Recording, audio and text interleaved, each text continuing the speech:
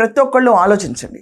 ఆంధ్రప్రదేశ్లో ఈరోజు తన వర్గానికి తను నుంచోలేడు, తను వేసిన ఓట్లకు జనాల సంఖ్యతో తను నుంచోలేడు, ఓట్లు వేసిన 39% మంది ఉన్న ప్రశ్నల్ని ప్రశ్నించలేడు.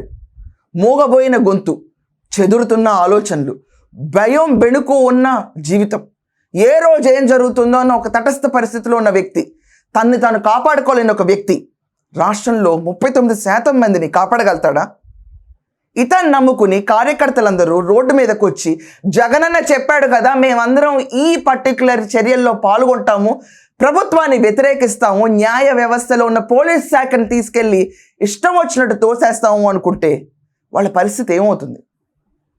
ఈ పార్టీ కార్యకర్త ఆ పార్టీ కార్యకర్త అని లేకుండా నేను మాట్లాడుతున్నాను ఈరోజు.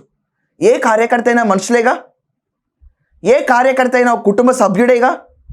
వాళ్ళ కుటుంబంలో ఏం జరుగుతుందో, ఎంత అల్లకొల్లోకి వెళ్తుందో ఈ జగన్మోహన్ రెడ్డిని నమ్ముకుని వీళ్ళందరూ నిరంతర జీవనం జగన్మోహన్ రెడ్డి కోసం పోరాడుతూ కూర్చుంటే ఎక్కడున్నాడు మీ బాస్? నాయకుడు లేని యుద్ధం ఒక యుద్ధమా? నాయకుడే ఓడిపోతే, చెస్ బోర్డులో కింగే ఓడిపోతే గేమ్ ఎండ్ అవుతుంది. అసలు చెస్ బోర్డులో రాజే లేని ఈ చెస్ గేమ్ని, ఈ చదరంగాన్ని ఆడిస్తున్న జగన్మోహన్ రెడ్డి గురించి ఏం మాట్లాడాలి? రాజేడి ఇలాంటి రాజుకు మళ్ళీ జీవితకాలం అంతా వైఎస్ఆర్సీపీకి పార్టీ ప్రెసిడెంట్గా ఉండాలి నేనని చెప్పి నినాదాలు ఇస్తే కుదరదు, ఎలక్షన్లు మ్యాండేటరీ అని చెప్పి తీసుకున్న పరిస్థితి.